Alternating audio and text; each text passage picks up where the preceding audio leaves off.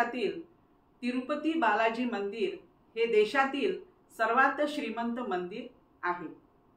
देशभरातून जवळजवळ 3 कोटी भाविक या मंदिरामध्ये दर्शनासाठी येतात। या मंदिरातील लाडूचा प्रसाद हे येथील खास आकर्षण आहे।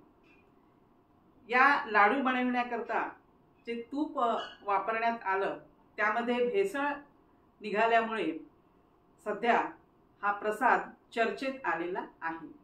लाडू बनवण्याकरता जे तूप वापरण्यात आला आहे त्यामध्ये बीफ म्हणजे प्राण्यांची चरबी आणि माशांचं तेल अशी भेसळ आढळल्यामुळे एकच खळबळ उडाली आहे। हा प्रसाद इतका खास का आहे याची माहिती आपण आजच्या व्हिडिओमध्ये जाणून घेणार आहोत। नमस्कार, मी प्राध्यापिका पद्मजा पुनसे निंगोट आपले मनपूर्वक स्वागत करते। प्रसिद्ध तिरुपती बालाजी मंदिर सध्या देशभर चर्चेचा विषय बनले आहे। या मंदिरातील प्रसादाबाबत धक्कादायक खुलासा बाहेर आल्यामुळे फक्त आंध्र प्रदेशच नव्हे तर संपूर्ण देशभरात धार्मिक धक्कादायक वातावरण तयार झाले आहे। हा प्रसाद बनवण्याकरता एक त्यांची विशिष्ट पद्धत असते, म्हणूनच हे प्रसादाचे लाडू खास असतात। त्यांची एक खास पद्धत असते। हे लाडू असे मानले जाते की या लाडूचा प्रसाद ग्रहण केल्यावर भगवान व्यंकटेश्वर आपल्या मनोकामना पूर्ण करतात। लाडूंचा प्रसाद सेवन केल्यावर येथील यात्रा पूर्ण होते असेही मानले जाते। हे लाडू बनवण्याकरिता अतिशय काळजी घेण्यात येते। तर लाडू ज्या स्वयंपाकघरात तयार होतात त्याला पोट्टू असे म्हणतात। लाडू बनवण्याची एक खास पद्धत आहे आणि त्या पद्धतीला दित्तम असे म्हणतात। आतापर्यंत 6 वेळा दित्तम बदलण्यात आले। तर लाडू मध्ये वापरण्यात येणारे प्रमाण आणि पदार्थ याकरिता ही संज्ञा वापरण्यात येते। तर पोट्टू मध्ये जवळजवळ 620 कर्मचारी किंवा स्वयंपाकी लाडू बनवण्याचे काम करीत असतात। यांना पोट्टू कर्मिकुलू असे म्हणतात। तर या कर्मचाऱ्यांपैकी 150 कर्मचारी हे स्थायी स्वरूपाचे आहेत, तर 350 कर्मचारी हे कंत्राटी पद्धतीने काम करतात। यामध्ये 247 शेफ आहेत। तर ही लाडू वाटप करण्याची परंपरा 1940 पासून म्हणजेच स्वातंत्र्यपूर्व काळापासून ही चालू आहे।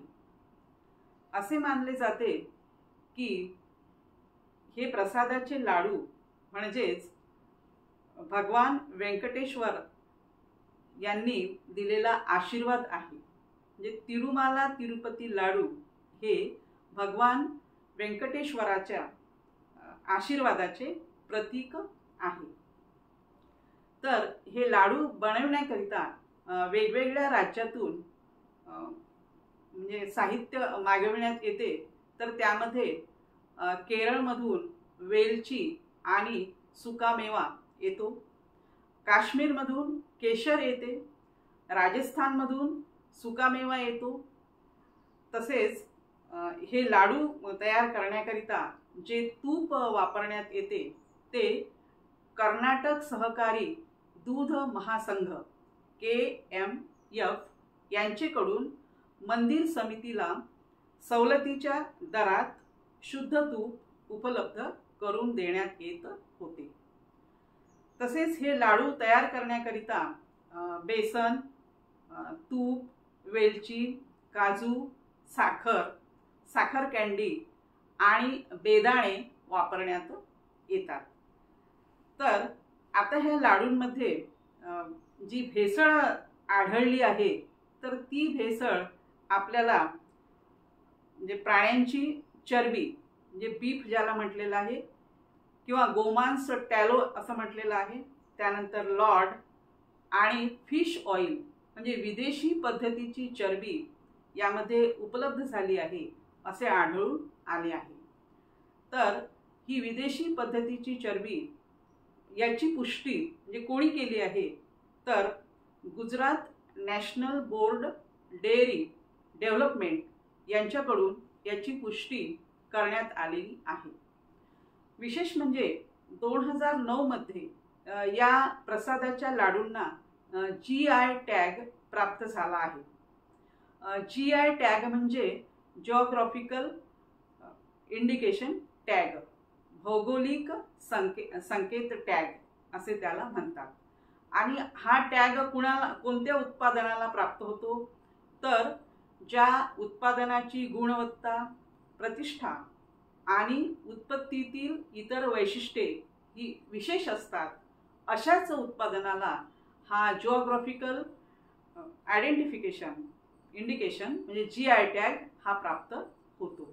तर 2009 मध्ये या प्रसादाच्या लाडूला हा GI टॅग प्राप्त झालेला आहे।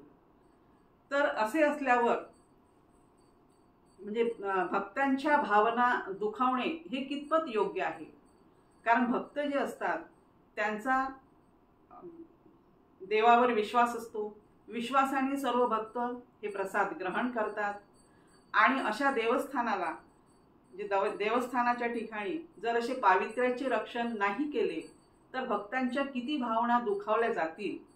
म्हणून प्रत्येक देवस्थानाला पावित्र्याचे रक्षण करणे हे अत्यंत गरजेचे आहे, कारण त्यामुळे भक्ताच्या भावना दुखावल्या जाऊ नये याची काळजी तरी कमीत कमी घ्यायला पाहिजे। आणि भक्त हे जे येतात त्यांचा विश्वास असतो आणि विश्वासामुळेच हा प्रसाद ग्रहण केला जातो। प्रसाद घरी नेऊन आपण आपल्या नातेवाईकांना, आपल्या मित्रांना, मुलाबाळांना सर्वांना तो आपण त्याचं वाटप करतो आणि सेवाभावाने आपण तो प्रसाद ग्रहण करतो। तर आपली किती श्रद्धा असते, आपला किती विश्वास असतो आणि याला आता तडा गेल्यासारखं वाटत आहे। तर जे कोणी असं करत आहे की ज्यामध्ये अशी भेसळ करत आहे तर त्यांना सुद्धा भगवान व्यंकटेश्वर माफ करणार नाहीत। असेच हसत रहा, आनंदी रहा। पुन्हा भेटूया माहितीपूर्ण व्हिडिओ सोबत। तोपर्यंत नमस्कार।